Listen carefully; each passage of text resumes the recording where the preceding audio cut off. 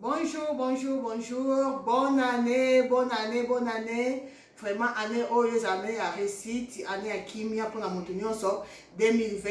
En tout cas, nous souhaitons vraiment, Nzambe, Asanabiso Ngolo, tout ça toujours en bonne santé. Bana Nabiso, Bibali Nabiso, Basi Nabiso, donc famille Mobimba, tout ça vraiment en bonne santé. Bande Konangaï, vous continuez, on peut s'en toujours confiance, tout ça tout comme 2020. Vraiment, vous continuez, on peut s'en confiance, on peut s'en en 2019. Vous continuez, on peut s'en en vous n'allez jamais dessus.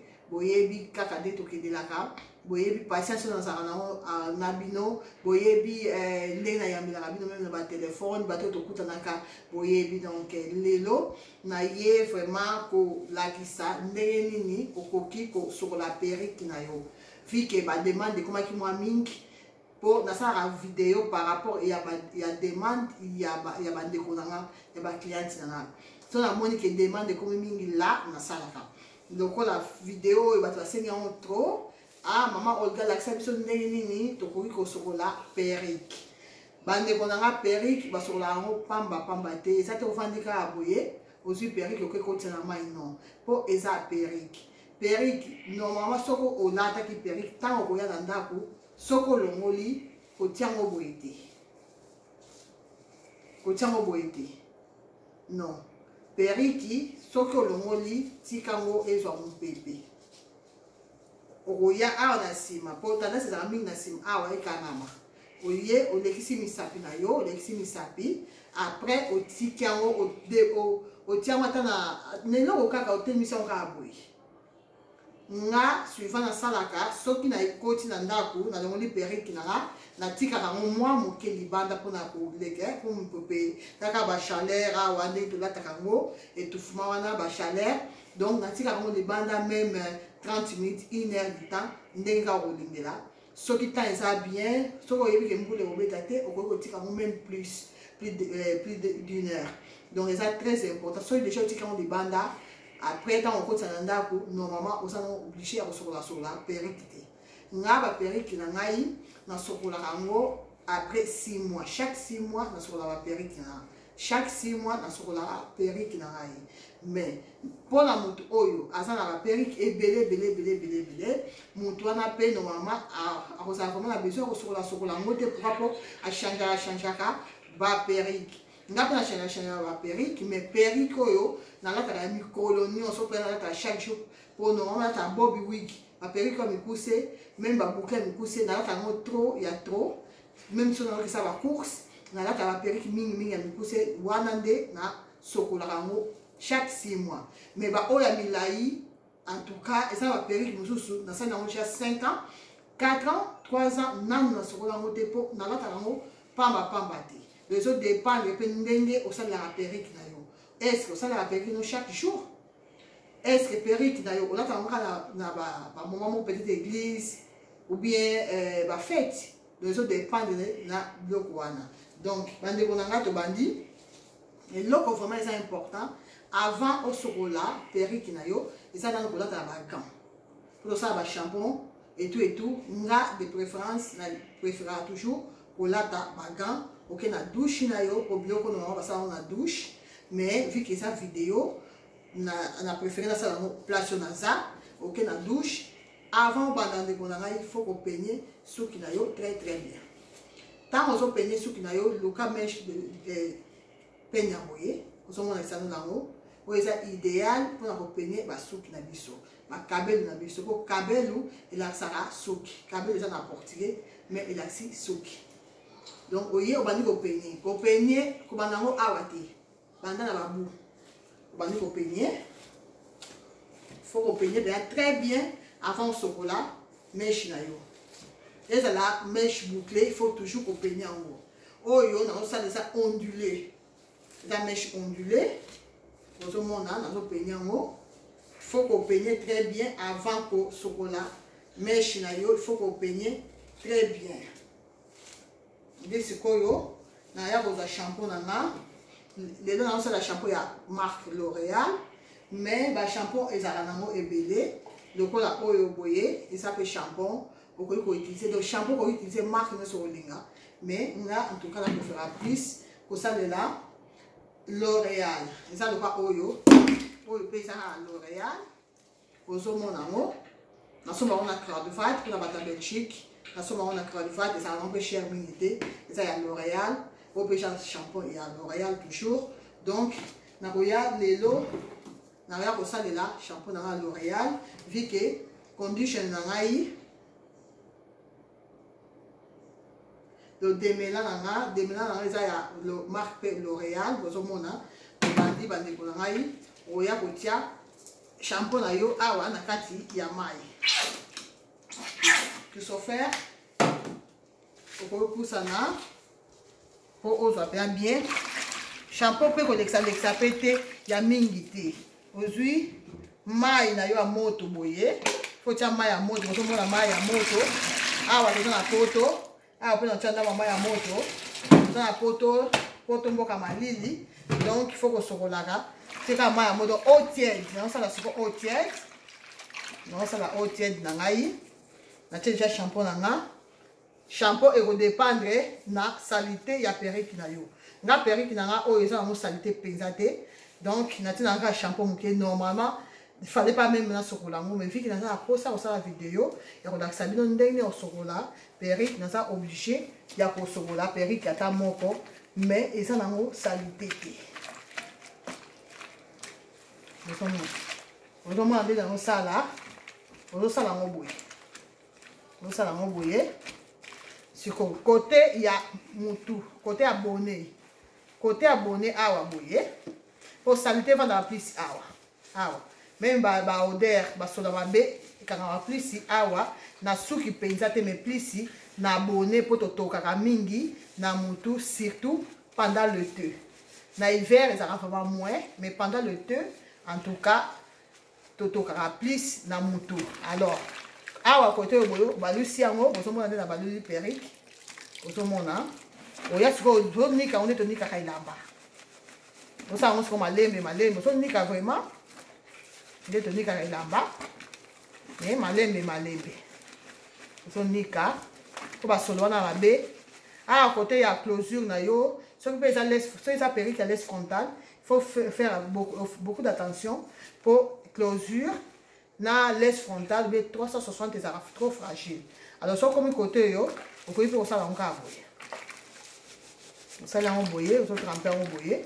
Donc, mais côté abonné vraiment, il faut qu'on nique moi moqué pour la longola, ba odeur yamabe. Mais toka wana, faut que longola on nyonso. En tout cas, on a ça la boyer. On a ça kaka ndenge na sala laka. Bon, c'est que ici, on a sur perruque na yo boye, ba lucie, on ça la scobo. On ça la boye. Là, on a sur peine na yo. On peine qui avant qu'on tient na mai. Les sous na kati ya mai, tant on sali shampoo faut qu'on peine les sous. Ba dit toujours on a sebo. On mona peine to de kambala moko. Pourquoi pas au peine qui déjà avant au tient na mai au peine qui. Le peine et to de ka bala moko.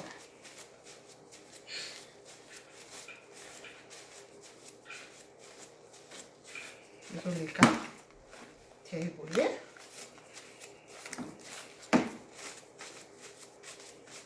toujours peigner très bien.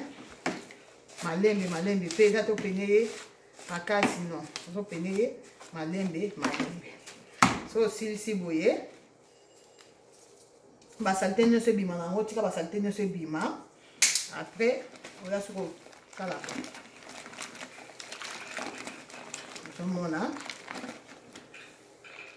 Voilà.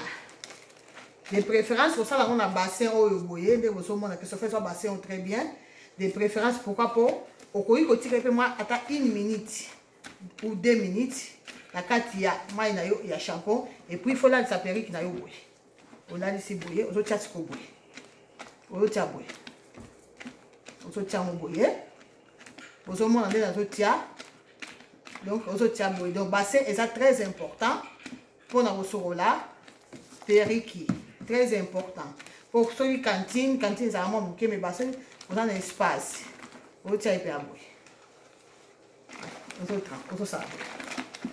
Donc aussi, ça va mettre à bon. après ce qu'on ça la bonne dans ce tia. Allez. Vous voyez, au sali boy. Bon, vu qu'il y a une mèche ondulée, vous savez. Et la lisse, parce que la raie pekaka, ndenge nazo chocolat. Et donc, ça a un différent. Et ça, va boucler na kaipira, na relaxer mais pour l'instant, ils ont ondulé. Donc, ondulé na lisse, parce que la raie ndenge moko. Tiwana, na yo za suko mai, pour na rincer. Mai ya moyo, eau tiède. Et ça eau tiède na ngai. Vous demandez dans le tia. Vous demandez. Vous passez dans la cantine, il n'y a pas de problème. Mais vous serez là, de préférence, na. C'est bon. Voilà. Ce aussi, c'est bon. Tiens, on a le maillot, boîte ici. Boîte ici, maillot. Ok, je m'en pause. C'est bon? Donc, nous avons au deuxième tour, nous avons rincé. Nous avons déjà propre, il a skié, Periki et commis propre. Ça veut se bouillir. Donc, on a rincé en haut 2 fois. Après shampoing, on a rincé en haut 2 fois. Il faut rincer 2 fois pour s'assurer que le shampoing est sili et le long est bien dans ce qu'il y a. Après, on a le bassin. Bassin boyé. Mayo za mingi. Là on a ce que mai na yo a moto. Sangisika mai a te mukeka donc mai va faire sa moto. Nous sommes habitués de milingi so bima. Donc mai est sa moto. Nde sikoyo oya ko swa be de crème na yo. Okoki ko sala la oyo. Grâce à la air moko ya L'Oréal, de vous mona boyé que se faire sont très bien. Oyo bateka on a cravate. Soit okoki ko sala là. Oyo, les abés de crème, on peut faire la cravate, donc on va commis bien super démêlant. Les abés démêlant, il y a un oyo, on a cravate.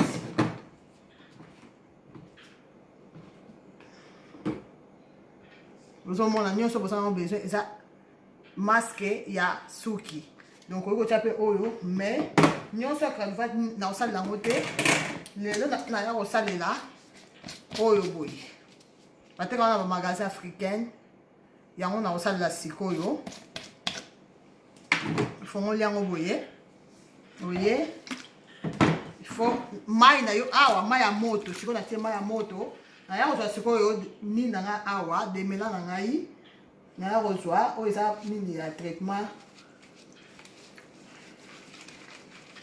Donc na ya reçoit sikoyo ben de crème na ngai.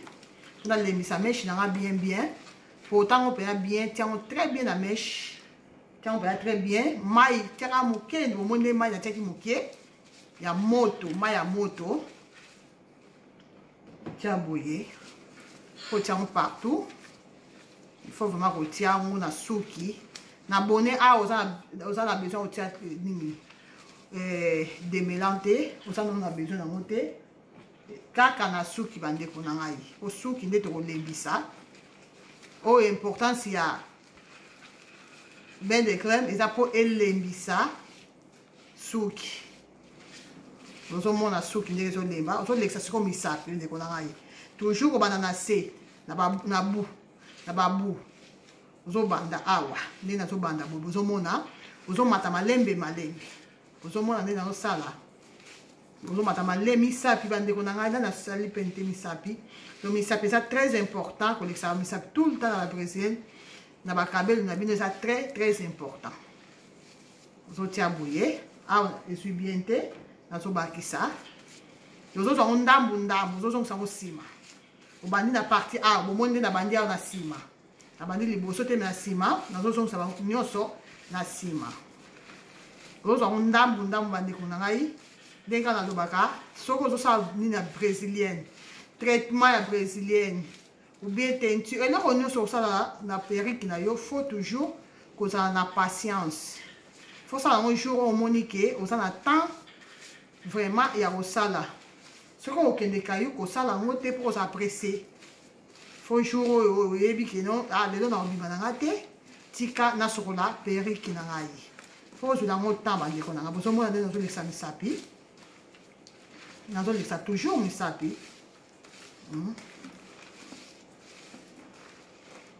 nazolekisa toujours misapi bozo mona ma Blandine moi ça va te papa Godé yo ko to comme no professionnel na makambo oyo maman Eiffel maman la Kate maman la Candice la Copa je t'aime beaucoup ma chérie je t'aime yo comme souka comme yo comme no professionnel à biloko yo donc on ça là déjà bien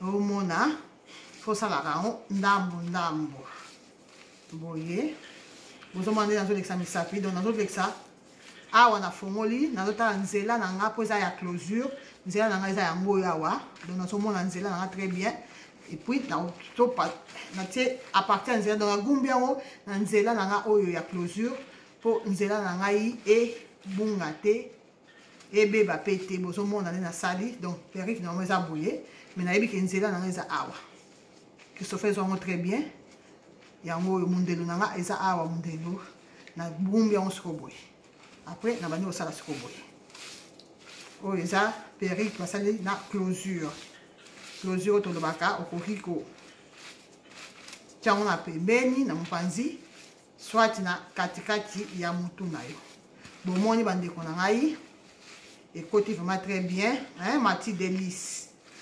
Délice ma copa Mati Délice bonne année ma copa bonne année Mati Délice bomona na bandi soko peigner donc eloko nyonso kosala avant kosokola opeigner après shampoing opeigner après susu bain de crème na yo opeigner bandeko na ngai bozomona ndenge ezosala bozomona bino moko ndenge meshi elembi donc bozomona po ye alembisaka vraiment mesh de préférence koluka marque oyo eloko nini oyo nasaleli na bamagasin africain epa bandibu ezali na matonge na grand magasin ezali bozwi ka photo bosali ka capture d'écran ya photo ya nini ya produit yango ona yo toyi kolakisa ona tie ona saleli mais oyo ya L'Oréal mpe esalaka nango mpe kaka boye ata na crowdfund tokosomba oyo ya L'Oréal na otoyi kolakisa esalaka nango mpe kaka boye elemisaka vraiment suki makasi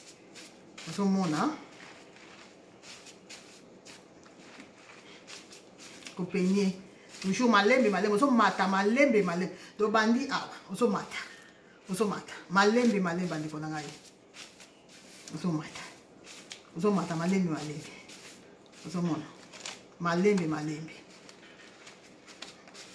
omona oremake basuki eolunga mpe mwa ndambo eza normal me basuki na biso oyo baafricaine tant topenyaka elongwaka tant tosokolaka yango mpe elongwaka elakisi teke soki suki elongwe oyo eza problème non eza normal kabele eza suki c'est tout à fait normal elongwa mwa moke bozomona ezolongwa quand même mwa moke eza normal 100% normal 100% normal à chaque fois bakosokola kabele na yo kabele bakolongwa ndambu yango moni soki osokolaka mingi baperiki na yo oza obligé chaque un an obakisaka ata boule moko ya brésilienne obakisi otongi na periki na yo soki osokolaka baperiki na yo nga lokola nasokolaka periki na nga te nabakisaka na nga mpe boule te me baperiki nasali nango 5 ans na nabakisa boule ata moka kabeli te mpo nasokolaka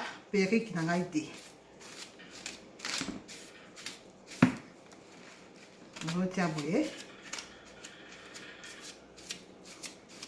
donc awa bozomona nde ekangami mwa moke donc faut sala yango na ekenge faut sala vraiment na ekenge puis avec beaucoup de patience bozomona ndenge nazosala bozomona donc awa omoni soki omoni boye otie boye ofongoli yango na ekenge po opedre mpe meshe mingi te faut kofongolaka yango na ekenge bozomona nde nazosala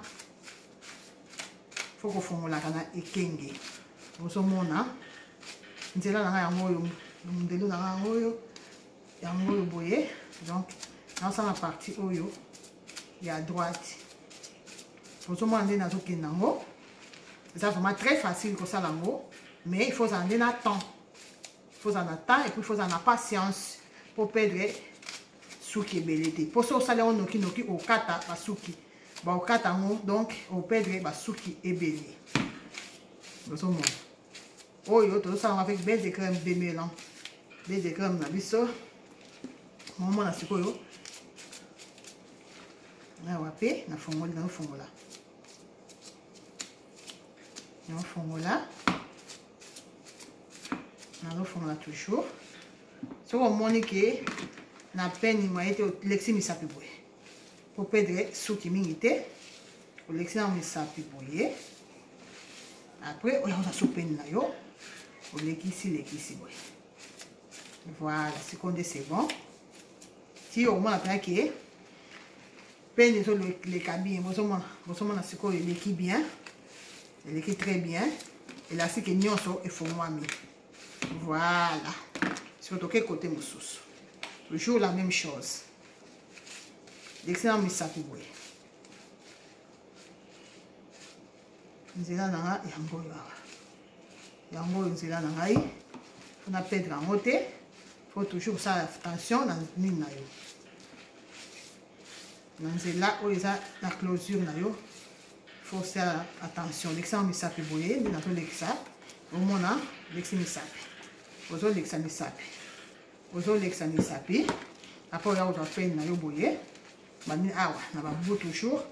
Ah c'est au penaki, tout mata malembe. Ozo mon.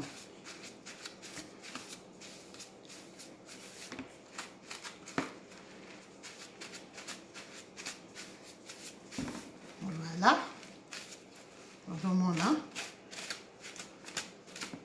Voilà. On va demander peine sur les cassecoles. Sans hésitation, ils ont carrément sauté. Pourquoi pour te formuler déjà? Bah, ni n'a pas son nyons. Vous avez mon avis de mon corps. Peine sur les cas sans problème. Peine sur les cas sans problème. Nyons, ils sont au fond de nyons, il y a nyons donc périque. Ni des mélanges. Mais de crème amour, ils jouent vraiment partout. Ils jouent très bien. Vous avez mon ah, on a ciment, pour ça la tête. Et ça très bien. Pour ça la tête de connaille. Vous pour tiens mon bouille. Tiens. La bassin bouille. La bassin. On tient ici. Peine. Toujours comme on a si. Malgré si tout. Et comme on a pépélé. Et comme il est mis en haut. Malgré ça, il faut toujours qu'on banda. Na C. Na babou. Donc, vous voyez, tiens la maille. Maille à moto, hein. Maille à moto, tchèque, on a un kaka. Bani sur le peigné à partir à C. Au simbi périque na yo awa, bosso awa, vous voyez. Bani ko peigné à partir à babou. Bosso mata. Bosso mata, bani ko na nga, ezo kakamani sous-souté. Bosso mata. Les omata. Le mèche na biso est aussi. Les omata. Peignons très bien. Il faut peigner très bien. Pour peigner, c'est très important. Vous aurez ici le sauce. Pour troisième fois la saline. Troisième fois. Toujours bouiller. Bouiller sous ce bandit. La babou. Nous sommes dans ça là. Vous avez mon andenge nazo sala. Faut ça la envoyer pour faire yo. Et bien vite. Voilà. Ici. Après, on y a reçu un moussou. Ah ouais. Bah Luciango, on tient au sucre na de crème bouillée. Donc de préférence faut ça la nini. Faut que sur la perruque na boutou. Pourquoi pour on la lisango na de crème bouillée. On la lisango bouillée. Ma bassin, là si on peut très bien bouillir. Tina tongo. On la lisango. Ce que là si vraiment bouillir. Na tongo tango bouilla. Oh bon la lisi na nte menga on la lisa. Les arabes pour la kisa. Donc na tongo siko wana so na tongo. tongo do so ke caillou ke no pe caillou na retour na yo o ya so zoa po plus o umela na be de crème plus e ko lemba o yesu ko boye o dis ko yango o tie boye o toma o longo lignon so boye longo lignon so longoli yango nyonso boye wana na tongo bandeko nanga popo santé tosaki osokoli periki na butu olalisaki yango na bain de crème bongo na tongo sikoyo soit après caillou na pokwa okoya sikoyo kolongola ye ndenge na longoli ye wana après oya ko rincer ye boye ko rincer okoki ko rincer 2 fois ou 3 fois selon quand ndeka omone là donc nga na resaka periki na 3 fois perruque lisse na ondulé na resaka ngo 3 fois pour ba boucler et ça ramaka mosusu le lait tout ça na lisse pour ça ondulé on rincer 3 fois andeko na ngai tant aussi ça on rincer 3 fois wana 3 fois on ya ko peigner ye on rincer déjà 3 fois on a ça une fois vu que ça vidéo mais normalement bah faut rincer 3 fois 2 ou 3 fois c'est le ndeka au monde là. Mais une fois, il faut rester 2 ou 3 fois. Après, c'est aussi ici, vous voyez ce qu'on peut y avoir. Nous sommes dans nos salles. Les préférences, au salon, on a douche. Pour la maille et au baroquoya et tout et tout. Il faut que ça là, pour la perruque, il y a 4 douches. Tant aussi, ça sur la perruque, il y a 4 douches. Aussi, on parle aussi douche. Pour faire ça propre. Il faut qu'on parle sa douche. Après, qu'on ça là. Ça, vous voyez. Oh, c'est quoi, tu rincer. On rince une fois. Tenez la salle ligne de qu'on a encore besoin de il faut rincer 3 fois. Vous voyez, sur peigner, ce qu'on voyait avant, au tandaye de qu'on a eu. Donc, au peigner, chaque loco, avant ça, là, shampoing au peigner. Avant ça, avec des crèmes au peigner. Quand on rince sous sa souka, au peigner, les sous-sous, d'un gazo ça, là, qu'on tandaye bon côté. Faut toujours qu'on peigner. C'est très important pour ça nous là. Brésilien nayo avant au tandango. Très important. Faut qu'on peigne bien, il y a bien. Nous sommes allés dans ça là. Qu'on peigne très bien. Et tant aussi ça, vu que oh ça ondulé. So aussi ici. Pour moi il quoi mingi était assez. So aussi ici boyer.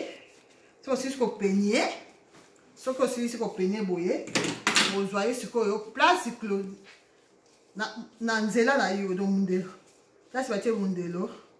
Ah wa boyanga yango yo, vous sommes nango. Que se fait on comprend très bien. Donc yango ya wa na fongo là.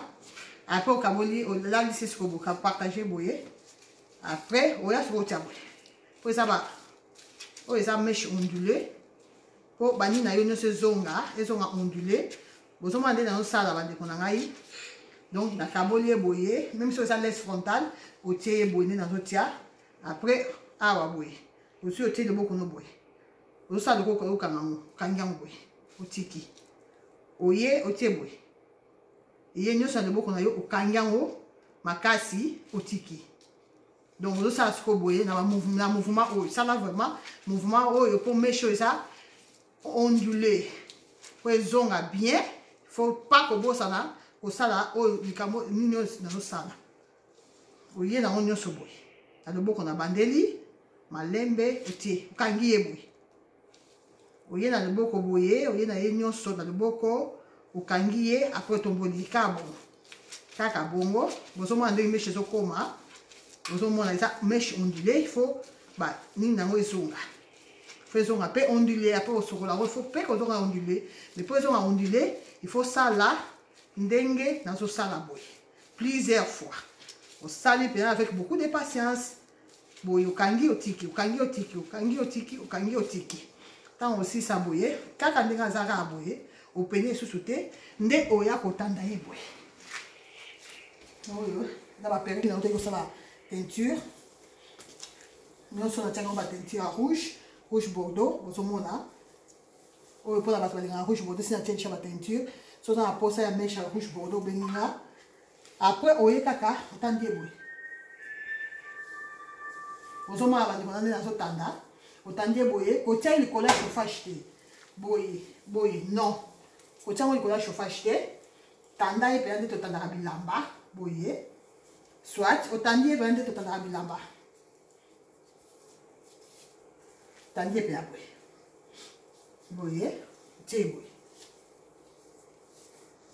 boye to soki otandi ye bandeko na ngai kosimba yango lisusu te ti mokolo ekokauka baoya otalaka sans gant wana olongoli bagant boya otalaka soki ekauki olongoli mais soki otandi boye kosimba yango te un jour après okoki koya kobalisa ye lisusu boye un jour après vu ke awa moi eza te obalisi ye lisusu boye po kote oyo mpe ekauka bien obalisi ye boye donc otiki kaka bongo ti mokolo akokauka soki ozosimba ye te ndenge elingami boye ekozala kaka bongo donc tandi ye mpenza très bien ndenge natandi boye tandi ye otiki ye en tout cas bandeko na ngai ezali kaka mpona kolakisa ndenge kosokola brésilienne selo demande na bino vraiment nzambe alola amona bino oyo nyonso akotana baproblème na ntango oyo azwa kimia oyo mokili soki kopesa te na kombo na yesu nzambe abatela biso azala na biso elongo